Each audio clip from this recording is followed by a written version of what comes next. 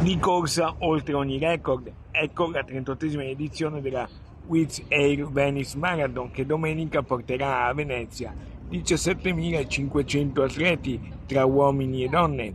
I primi a partire saranno alle ore 8 dal Parco di San Giuliano, i partecipanti alle 10 km. Seguirà alle 8.45 la partenza della 21 dalla Torre dell'Orologio nel Cuore dei Maestri. Infine alle 9.40 da Stra la partenza per la maratona di 42 km con arrivo a Venezia dopo lo spettacolare e suggestivo passaggio degli atleti sul ponte di barca allestito in Canal Grande.